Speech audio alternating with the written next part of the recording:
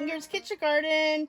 We are here back in the high tunnel and we're going to be planting our tomatoes and our peppers for the upcoming 2022 garden season. One thing I forgot to add in the last video is have my soil moistened a little bit before I actually put the seeds in, and we'll put some water on the top when we're finished.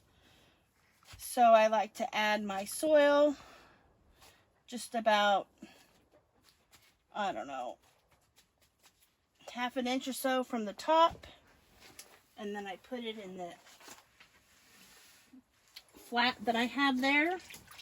And then this is where I like to have a bucket of water to rinse my hands and my little handy dandy towel to dry them off.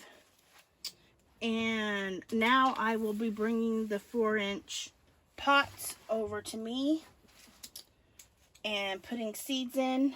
I already have these seeded and these are not. I'm going to put the stakes in right now, and then all the seeds that I don't have seeds in the pots are all up here. 1, 2, 3, 4, 5, 6, 7, 8, 9. So I have 1, 2, 3, 4, 5, 6, 7, 8, 9. Oh, good. I counted right. So we're gonna do Kellogg's breakfast, and I usually just do one at a time so I don't get too confused. And I'll open the seed packet.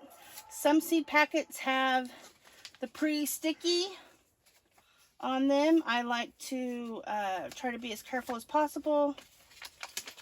It's pretty self-explanatory how deep you plant the seeds.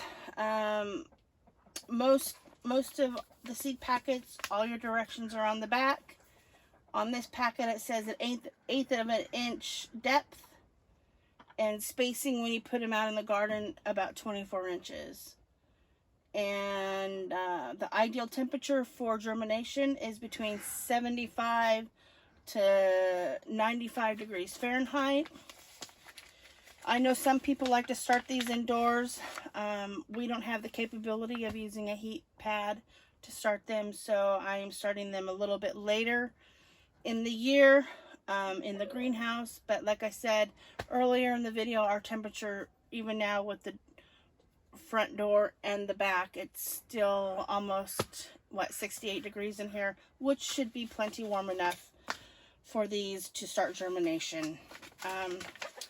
I'm going to put plastic over the top of them when at night, so I'll show you that at the end of the video. You just kind of do that with the packet, and I just put some in my hand. I try not to get too many. About, I don't know, 15 or so is what I'm looking for. And I sprinkle them in the pot. They're just kind of sprinkled over around a little bit. And then what I'll do is I will grab a little bit of soil, and I just kind of put a little bit on top and press it around with my fingers and secure them in. And then I'll put it back in there. And then I will just keep going along with the rest of these. Let's do one more. I have the solar flare.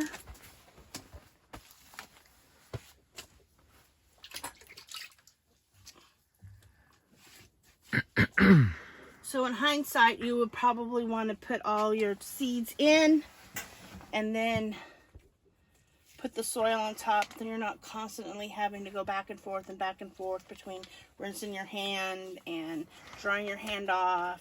That's why I like to put all the tags in first, so then I can just zip along planting seeds.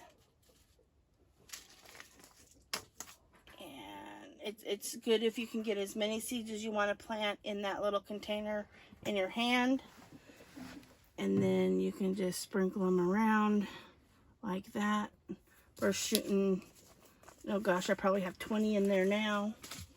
So we'll just run right next to, we'll go do Brad's Atomic Grape. It's good to be, try to be as efficient as you can. If you're doing a lot of seeds, like I said in my previous videos, some of these are going to be for sale. And I've used all organic potting mixes. I use Garden and Bloom. I won't worry about putting the blue tape on yet. I just simply put them all in one little stack. When these start to sprout up between 12 to 14 days, we will be potting them up in a larger container, probably another 4-inch, but each individual tomato will have their own 4-inch pot at that time. I plant my pepper seeds exactly the same way.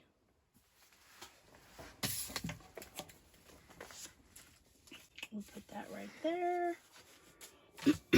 And I will grab some soil and just put on the top just a little bit. Might need to have a little bit more.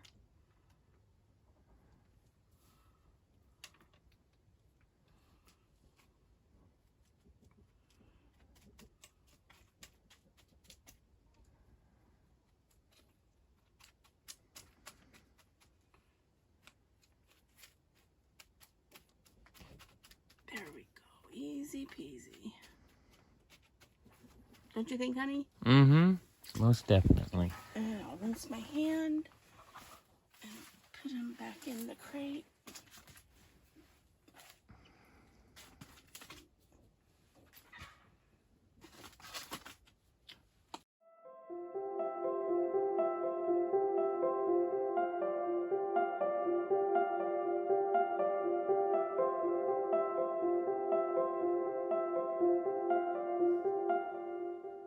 It's now been a few weeks later, and I'd like to show you what the progress has been for the tomatoes. I decided to use these clear plastic totes instead of using plastic. We had a mouse come in and stir up some of the pots, and so I had to replant them a few days later.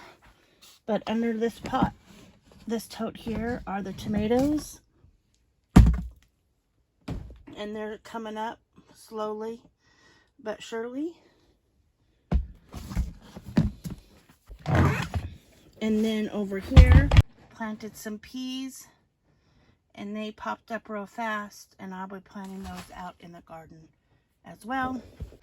I'd like to show a little bit of what's growing out here in the garden.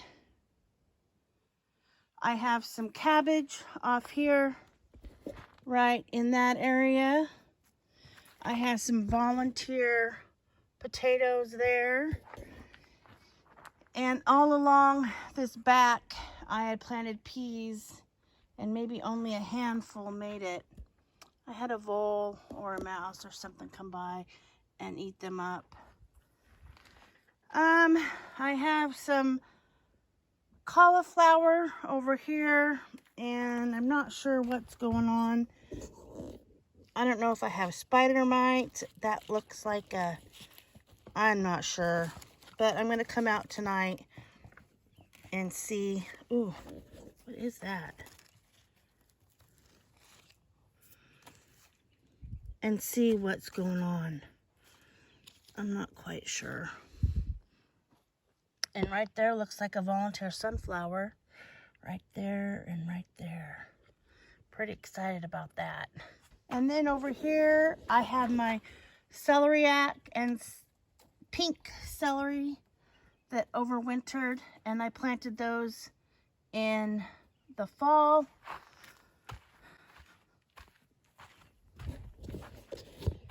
And the little herbs, strawberries, are starting to bloom. And the lemon balm. And back here we have the garlic.